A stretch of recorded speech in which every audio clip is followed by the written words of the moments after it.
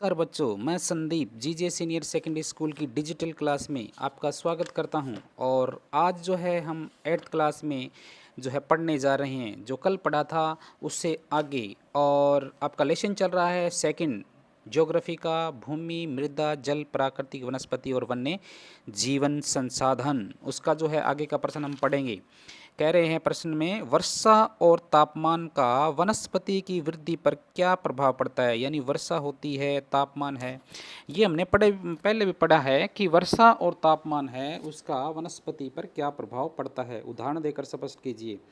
तो वनस्पति यानी पेड़ पौधों की वृद्धि के लिए जो है मुख्य रूप से तापमान और आर्द्रता, आर्द्रता मतलब नमी, वर्षा पर ही निर्भर करती है। भारी वर्षा यानी जहाँ पर ज़्यादा वर्षा होगी वहाँ पर बड़े बड़े पेड़ जो है उगते हैं, देखने को मिलेंगे हमें। इसी कारण घने वन अधिक वर्षा वाले क्षेत्रों में जो है पाए जाते हैं। यानी ज़्यादा बारिश होती है वहाँ पर घने वन पाए जाते हैं। ज्यों ज्यों आर्द्रता कम होती है यानी वर्षा कम होती है, वहाँ पर जो है वृक्षों के आकार और उनकी संघनता कम हो जाती है। संघनता का मतलब घने जो है वो कम होते जाते हैं। दूसरा जो पॉइंट है कि सामान्य वर्षा वाले क्षेत्रों में जहाँ जो मीडियम बारिश होती है वहाँ पर छोटे आकार के पेड़ पौधे और घास उगती है, जिससे विश्व में घास तलों का निर्माण होता है, यानी घास के मैदानों का निर्माण होता है। कम वर्षा वाले शुष्क प्रदेशों में जो है कम वर्षा होती है, जहाँ पर वहाँ शुष्क प्रदेश कहा जाता है उनको, तो वहाँ पर केवल कांटेदार झाड़ियाँ और गुल्म उगते हैं। ऐसे क्षेत्रों में पौधों की जड़ें गहरी होती है, क्योंकि आपको पता है कि जब बारिश नहीं होगी तो पानी की कमी आ जाएगी। और पौधा जो है पानी कहाँ से प्राप्त करेगा? पौधा पानी जड़ों से प्राप्त करता है। इसलिए जो है वहाँ जो है उन पौधों की जड़ें क्या होती है? गहरी होती है। वाष्पोत्सर्जन से होने वाली आर्द्रता की स्थिति को कम करने के लिए जो पौधे हैं वो अपनी पत्तियों कांटेदार होती है उनकी, और जो है उनकी सतह मोमी भी होती है। तो कई ऐसा भी है कि जो है वो अपनी पत्तियों को गिरा देते हैं वाष्पोत्सर्जन से, जो है क्योंकि पौधा है पानी जड़ों से लेता है, और जो पत्तियों से होता हुआ पानी है वो भाप बनाकर उड़ा देता है। इसलिए जो है वो अपनी पत्तियां भी गिरा देते हैं। शीत ध्रुवीय प्रदेशों में टुंड्रा वनस्पति पाई जाती है। वनस्पति का मतलब पेड़ पौधे पाए जाते हैं। यहाँ मॉस और जो लाइकेन सम्मिलित है इसमें। आगे जो प्रश्न पढ़ने जा रहे हैं वो प्रश्न आपके, वनों को उनकी पत्तियां जो है गिराने के आधार पर प्राय दो कौन कौन सी दो श्रेणियों में बांटा गया है। तो वो प्रश्न अभी मैंने बताया था, वो होते हैं सदा हरित वन, नाम से ही पता चल रहा है, एक पर्णपाती वन। दोनों में बिल्कुल आसान सा, नाम से ही आप इसका आंसर देखोगे। सदा हरित कौन कौन से जो है जो पत्तियां गिरा देते हैं उन्हीं के आधार पर जो है पौधों की श्रेणी बांटी है। सदा हरित, सदा हरित का मतलब होता है सदा हरे भरे रहने वाले। और दूसरा जो पर्णपाती वन है, पर्णपाती का मतलब होता है कि एक विशेष मौसम में वो अपनी पत्तियां हैं वो गिरा देते हैं। तो पढ़ते हैं हम, सदा हरित वन, इन वनों के वृक्षों की पत्तियां किसी भी ऋतु में एक साथ नहीं गिरती है।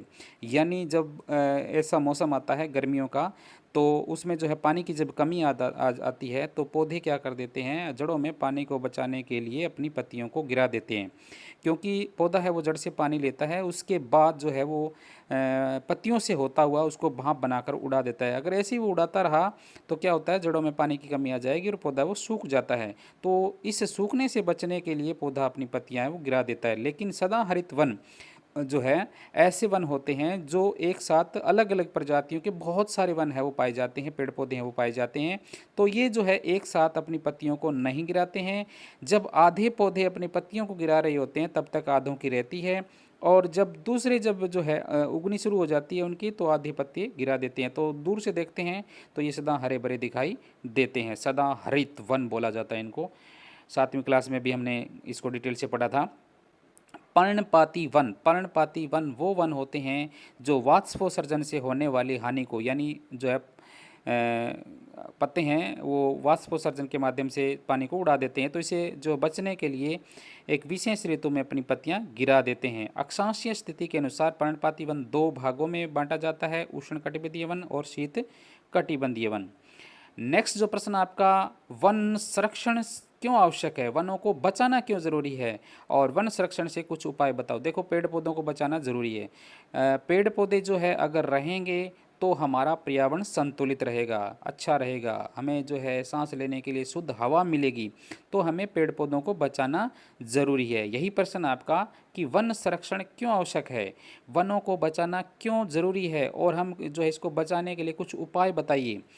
तो वन हमारी संपदा है, हमारी संपत्ति है। वन पर्यावरण के लिए बहुत ही महत्वपूर्ण अंग है। वे पर्यावरण में संतुलन बनाए रखते हैं और इसलिए हमें वनों को संरक्षण करना चाहिए, वनों को बचाना चाहिए, पेड़ पौधे नहीं काटना चाहिए। हम जो है ये जो आज ऐसी नौबत आई हुई है कि हमारा जो है चारों तरफ पर्यावरण से जो है इतना जो है दूषित हो चुका है वातावरण। और आज जो है कोरोना वायरस से का जो हम देख रहे हैं कि ये बीमारी चली हुई है, इसके कारण जो है हम लॉकडाउन के जो है दौरान हम घर में रुके हुए हैं। तो जो साधन है, फैक्ट्रियां हैं, वो बंद हो गई है। इसके कारण जो है प्रदूषण है वो कम हुआ है और वातावरण भी साफ हुआ है। तो जो है वन संरक्षण के लिए जो है क्या करेंगे, हम वनों को बचाने के लिए अधिक से अधिक पेड़ लगाए जाएंगे। दूसरा है पेड़ों की अंधाधुंध कटाई है उसके ऊपर रोक लगाएंगे। जंगलों में फैलने वाली आग को रोकने के उपाय दिए जाएंगे। जंगलों में जो आग फैल जाती है, आग लग जाती है, उसे रोकने के लिए कैसे रोका जाए, तो उसके लिए उपाय जारी करेंगी। विभिन्न समुदायों में वनों के प्रति जागरूकता उत्पन्न करके ताकि वे वनों की रक्षा कर सके। अलग अलग समुदाय में हम जो है जागरूकता पैदा करेंगे वनों के लिए। आगे जो हमारा प्रश्न है, पहले वन का था, अब था वन्य जीवन के संरक्षण क्यों होता है, होना जरूरी चाहिए। वन्य जीव होते हैं वन में रहने वाले जीव जंतु, उनके संरक्षण पर एक नोट लिखना है आपने। आज जो है हमारा वन्य जीव खतरे में है। वन में रहने वाले जो जीव है आज क्या है, खतरे में है। क्यों है खतरे में, क्योंकि जो है आज क्या हो गया है, पशु पक्षियों की बहुत सी प्रजातियां असुरक्षित और संकटापन में हैं। संकट की स्थिति में कुछ जो है इन जो जानवरों की कुछ जातियां हैं वो लुप्त होने के कगार पर है, मतलब आखिरी पॉइंट पर है। और इसका मूल जो कारण क्या है, वो कारण है कि गैर कानूनी रूप से जो है शिकार करने की संख्या बढ़ना। लोग क्या करते हैं, इनका शिकार करते हैं। अब शिकार करने के कारण जो है इनकी प्रजातियां खत्म होती जा रही है। तो कुछ जो है विशेष प्रजातियों की संख्या में तेज़ी से कमी आई है। जब शिकार करते हैं तो कुछ विशेष प्रकार की प्रजाति है उसमें कमी आई है। पशुओं की खाल, चमड़ा, नाखून, दांत और उनके जो है पंखों के अतिरिक्त सींगों के एकत्रीकरण और गैर कानूनी व्यापार के लिए जंतुओं का अवैध शिकार किया जाता है। कानूनी जो है गैर कानूनी रूप से उनका शिकार किया जाता है, उनको मार दिया जाता है। इससे जो है कुछ जंतु जैसे कि चीता है, शेर है, हाथी है, बल्कबग है, मगरमच्छ है, दरियाई घोड़ा है, हिम तेंदुआ है, शतुरमुर्ग है, मोर है, इन का जो है संरक्षण जागरूकता बढ़ाकर किया जा सकता है। सरकार भी इसके ऊपर जो है विशेष कदम उठाई है। और सरकार जो ऐसे जो है अगर कोई गैर कानूनी रूप से उनका शिकार करता है तो उनको सज़ा भी दी गई है और इनको लिए वन्य अभयारण्य है वो स्थापित किया सरकार ने। तो ये भी जो सही है कदम उठाया सरकार ने। आगे जो है पढ़ते हैं हम, दावा नल का क्या अर्थ है। जो है 17वां प्रश्न आपका, दावा नल का क्या अर्थ है और इसके कारणों और नियंत्रण के उपाय। दावा नल बिल्कुल आसान सी बात है और इसके उपाय आपने बताने हैं कि इसको जो नियंत्रण कैसे स्थापित किया जाता है। तो वनों में फैलने वाली आग को दावानल कहते हैं। वन में जो आग फैलती है उसको क्या कहते हैं, दावानल कहते हैं। और ये बहुत ही भयंकर होती है। देखो जंगल में आग लग जाती है तो उसको जो है रोक पाना बड़ा मुश्किल काम होता है। तो ये बहुत ही भयंकर होती है और पूरे वन क्षेत्र को जलाकर राख कर देती है। और इसके साथ साथ उस जंगल में जो है पशु पक्षी जो जीव जंतु है उनको भी वो नहीं बचते, वो भी जलकर राख हो जाते हैं। तो इस कारण क्या है इसका, दावानल के मुख्य रूप से जो है 3 कारण हैं।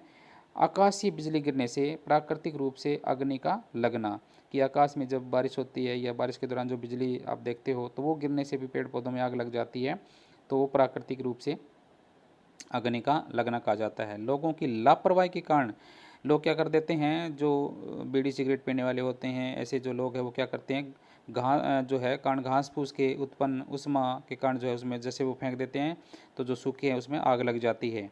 स्थानीय लोगों द्वारा किसी विशेष जो है उद्देश्य से भी आग लगा दी जाती है। स्थानीय लोग जो आसपास के लोग होते हैं वो भी उस लकड़ियों का लाभ उठाने के लिए या उन भूमि को उपयोग करने के लिए जो है उनको आग लगा देते हैं। नियंत्रण के उपाय, इसको कैसे रोक सकते हैं, तो इसको लोगों में जो है जागरूकता ला करके जो इसको रोका जा सकता है। लोगों को समझा करके जो है उनको इसको रोका जा सकता है। प्रशिक्षण जो है बिंदुओं, निपुण चौकसी तथा संचार जाल के सामूहिक प्रयासों द्वारा जो है इस आग को रोका जा सकता है। तो आज के लिए इतना ही। जय हिंद, जय भारत।